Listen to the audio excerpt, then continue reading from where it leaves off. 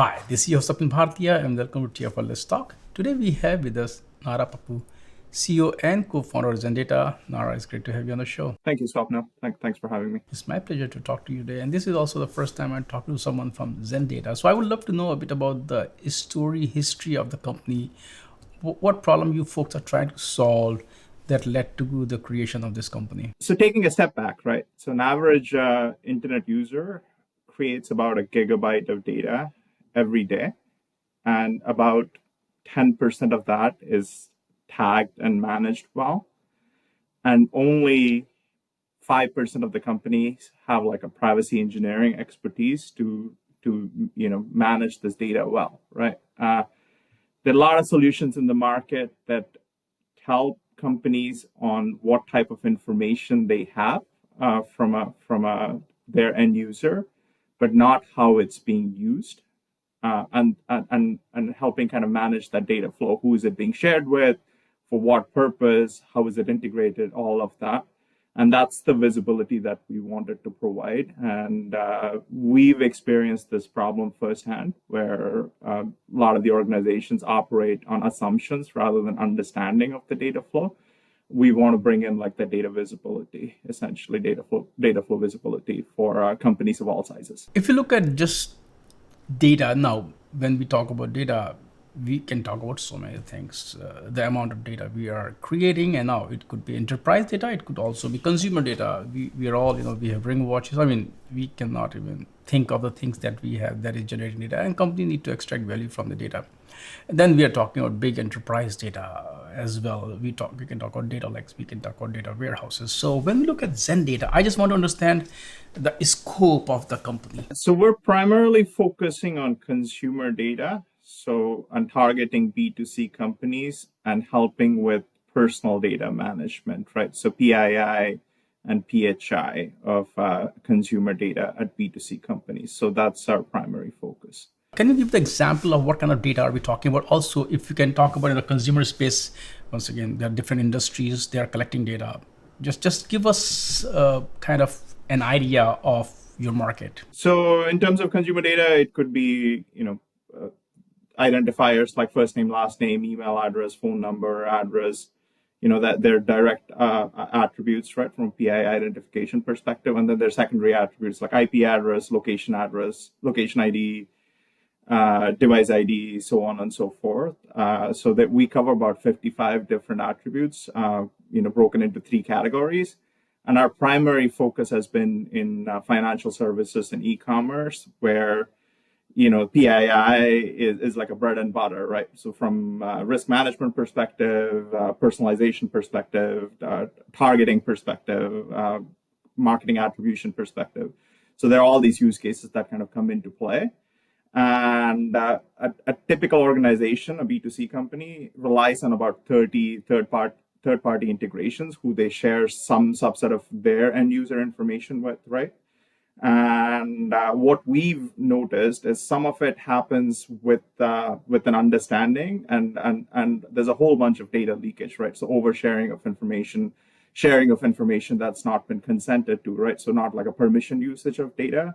So all those things we can help manage, right? So and if you throw in, some of the AI adoption that's going into play, understanding this data flow, so how information's moving through, that becomes more important, right? So it's otherwise it turns into a situation of like a garbage in, garbage out. So if you put bad information in, or if you put unsanctioned information in, it can result into bias and lack of transparency and all of the things that we're trying to avoid when these platforms come into play, right? So we started with the privacy compliance as a primary use case, but with everything that's going on, the AI adoption and eventually like the third-party cookie deprecation, so processes moving from third-party to first-party, these are kind of the use cases that we're starting to see and handle from our customer perspective. What kind of risks that are there that you see, and are there any specific risks that you folks deal with, or it really doesn't matter, anything that is associated with that data? Just taking an example from one of our customers, they had tracking Facebook pixel It's a health tech company, on like a public page, but they also had integrated without knowing, even beyond the login screen, right? So they were sharing their end user health data to Facebook Pixel, which was used for retargeting purposes, right? So there was oversharing of information and over integration of a third party tool, which kind of went beyond the primary business use case. Uh, and there was no understanding of it, like, so people didn't realize that this is being shared. And we kind of came in and we said, okay, you have this presence of a Facebook pixel tag on all these primary pages, which is a valid use case, but you're also sharing information beyond that, right? And that is a risk, because if your customer sees that their health data is being used to target them outside of your primary site, right, by a social media, it's nothing to do with your business, but you carry a substantial brand risk, right? And we kind of came in and identify that, and that got turned off, and that risk got mitigated, right? So that's a real example of a situation that we handled.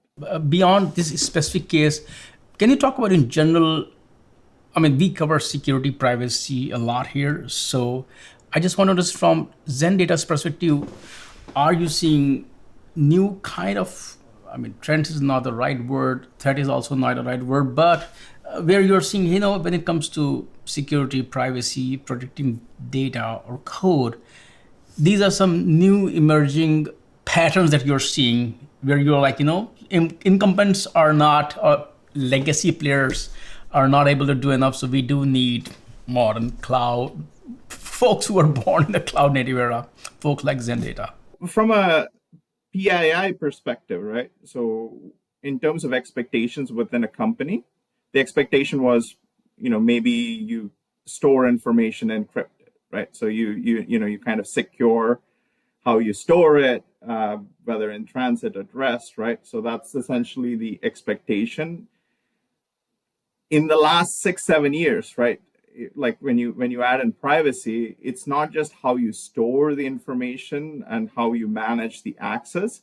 It's also making sure that you're using it for the right purpose, right? So the utilization and kind of managing that utilization of a personal information, that's not been a use case that companies needed to worry about before GDPR kind of went into effect, right? So as long as they had proper access controls and secured the information, that was sufficient, right? This additional complexity that got added, that is the thing that we're helping kind of manage from a company perspective. When it comes to data, there are different aspects we can talk about, but we also have to look at it from the lens of Zendata. On your website, you also talk about data protection, but from this discussion, it does appear that you don't offer solutions for data protection as such. There are other players as well. Can you explain what do you mean by data protection when you mentioned that on your website? So we mean two things. One is making sure your data flows and is being used for approved use cases. So if you're using certain information that you collected for risk type of use cases but are utilizing it for marketing, so that is an unapproved use of end user personal data. So that is first thing, so making sure it's used for the right use case it was captured for. And then the second thing is, if you are training with the personal data, providing functionality like synthetic data generation, which helps you kind of, where you're still training the model, but not on actual PII, but synthetic data you generated based on the end user PII. So those are the two things that we mean from a data protection perspective. Since we are talking about some of the buzzwords, we mentioned cloud native Kubernetes, we talk a lot about Gen AI these days. How are you folks leveraging Gen AI?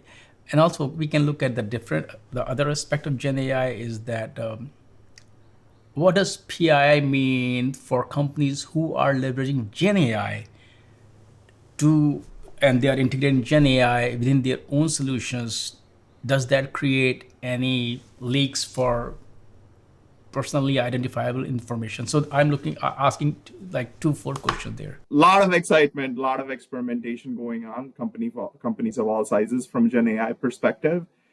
Going back to my earlier comment, right? So majority of the personal data is not tagged and is not governed.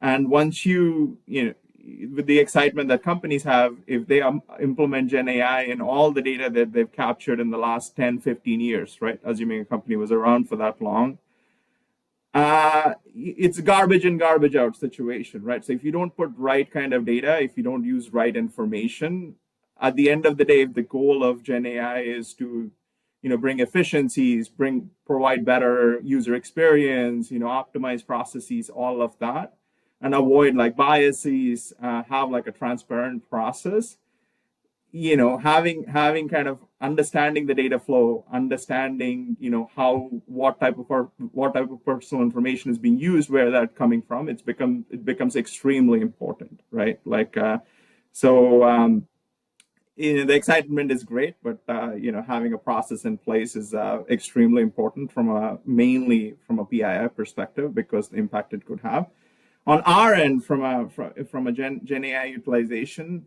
When we started, if we wanted to train a machine learning model, whether to process privacy policies and understand, okay, like an NLP, right, to understand, okay, what information you're collecting and for what purpose, or to classify data into like different attributes, a model training took anywhere between 3 to 6 months.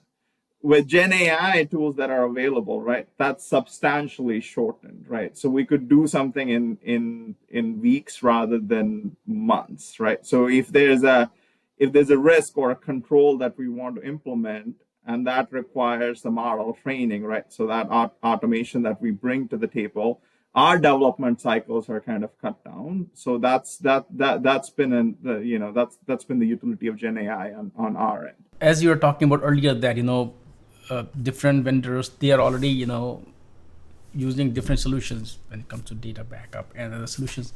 How easy or difficult it is to integrate Zen data solutions? I just want to understand, how do you folks work with organizations? Is it like your job is done? Hey, you know what? Yeah, that's the solution. You get it, or you also offer consultancy. You work with them uh, to to help them wherever they are in their journey. Me and my co-founder, we built a privacy program in 2017, and one of the big pain points that we walked away from it was how long it took to integrate that platform that we built. So one of the core focuses when we built Zendata platform is to make it easy for companies to integrate us and reduce kind of the time to value. And that's why we take an approach of outside in. So start with the public facing surfaces of a company, where somebody doesn't even need to integrate us at all before they see some utility and value on their end. After that, we tie in with the existing tools companies use. So if we're doing code scanning, we tie in with the CI/CD process that companies have in place. Same thing for a model layer, same thing for a SaaS layer. And one of the things that we're going to do in the next 3 months is tie in with the other GRC tools that are in the market. So there's a consolidation that's going on from a cybersecurity platform perspective, right? So the preference seems to be, rather than go with one-off solutions, people like platforms, like, so you're not operating on like silos. So the way, as we build up the functionality, one of the things that we're doing is kind of building integrations into existing GRC systems and stuff, so we can operate as a platform and provide that holistic experience that the end user seem to want. Are the solutions meant for companies of a specific size, or it doesn't matter whether they're large enterprises or a new startup? So we started with mid-market companies, so under 500 employees, and we primarily focused in fintech, e-commerce, and health tech verticals. So verticals that have traditionally like a large amount of end user PII. So those are the things that we started out with. We're going to move upstream a bit, so some of the larger entities, but not like the Facebooks of the world, right? That they have, privacy engineering workbench internally. So we will go upstream, but there's a big opportunity within the mid market segment with the substantial risk that's unaddressed. And looks like a lot of solutions kind of skipped over them. So that's basically what we're targeting primarily. You folks recently, announced a funding round. Talk a bit about that round, and also talk about what are the areas that you folks are going to invest in. What are the areas you are going to grow? We've been kind of conservative in terms of fundraise process from the beginning. So we wanted to prove out the use case before even kind of going and raising money. So we operated bootstrap for the most part for a year, for a little over a year. So as you know, PayPal, First Hand Alliance, which is run by like operators from Salesforce who've started and exited multiple companies. Geek Ventures, Altari Ventures, and ERA. It's an accelerator that we participated in. So they all kind of participated in the funding. So it's not just come with the money, but actually expertise and access to people, right? So a lot of CISOs that we talked to who've been advising, they came through these networks essentially. So that's the fundraise. In terms of the utility of the money, so primarily what we do currently is a scanning and monitoring across the entire application architecture. We want to build some of the remediation functionality. So that's one thing where we would invest, kind of resources in the next 3 to 6 months. And the second thing is the integration piece that I mentioned. So rather than like a one-off solution that operates as a standalone thing, tie into like existing GRC solutions that exist within the marketplace, right? So building those integrations. So that's the second thing that we'd be investing in. And third thing, which has been a driver of a lot of traffic to us, since it's a new area, there's a relevance of like education essentially. So content, webinars, conferences, all of that. So that would be the third piece essentially. What kind of things you're expecting this year? I don't want to use the most overused term, which is trends, but yes, when it comes to data privacy or the scope of data protection that you folks offer, adoption of Gen AI, what are the things that you think we will be seeing this year? There's a lot of experimentation and excitement from a Gen AI perspective. Things will settle down and there'll be more solidified use cases on like where Gen AI would be used and could be used, and kind of moving from an experimentation to like production systems, right? So that's one thing that we can expect. Second thing, there are all these marketplaces that are being launched from a Gen AI application perspective, right? So OpenAI has done it, kind of wrap around like foundational LLMs kind of wrap around it. So I think you would see more of that. And then the third thing is, from AI governance perspective, the regulations, it kind of started in EU. You would see more kind of solidification of AI governance and requirements around it. So that would be the third thing, right? So it's pretty exciting, kind of like you kind of move from experimentation to the progression into production, right? An actual use case where rubber meets the road. End users are seeing stuff. Businesses kind of like can evaluate for themselves, is this actually going to add value or is it just like another buzzy thing, right? We're starting to see that, like a Klarna, for example, recently kind of came out with a study like where they got a lot of efficiency by integrating some of the Gen AI tools in actual business functions, right? So you kind of see more and more of those things, right? Like for some stuff it might make sense, some stuff it's not.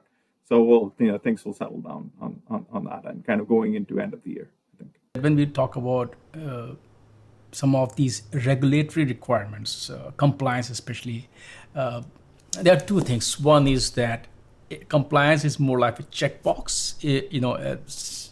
You have done your due, the minimum requirement. Second is that if you have right practices, that itself is a check mark by default. So when it comes to Zendata, is it more about the check mark, or it's more about, hey, doing the right thing in the right way? So doing the right thing in the right way, not a checkbox solution, right? If you wanted to just do a checkbox, a lot of the ways that a lot of companies handle privacy compliance is to just throw a cookie consent collection and have a privacy policy on a site, right? So you say, oh, I collect consent cookies. A lot of cookies were actually getting placed even before consent was collected. That we realized when we scanned the site. So it was not, they were not properly implemented, and nobody read those privacy policies anyway, right? So we want to help companies do the right thing the right way, and kind of bringing Gen AI back into the table, right? If it's just about data collection and storage, which most companies did not use before, uh, there's still risk, but when you add intelligence, right? So you're passing to third parties, you're making decisions based on end user PII. You need to have controls in place, right? So even if you do not have a regulatory requirement, if you are using your end user PII data to make a decision and that impacts like the end user experience, right? That will have a direct business impact on you, right? Like so people will notice and would have a direct business impact. So whether there's a regulatory requirement or not, as long as you kind of make decisions based on personal data of an end user and have third parties, and you share a lot of information with third parties, it becomes like a very relevant thing to you as a company, even beyond a regulation. Nara, thank you so much for taking time out today and talk about the company, the whole challenges that are in this area. Thanks for great insights, and I look forward to chatting with you again soon. Thank you. Absolutely. Thank you for having me.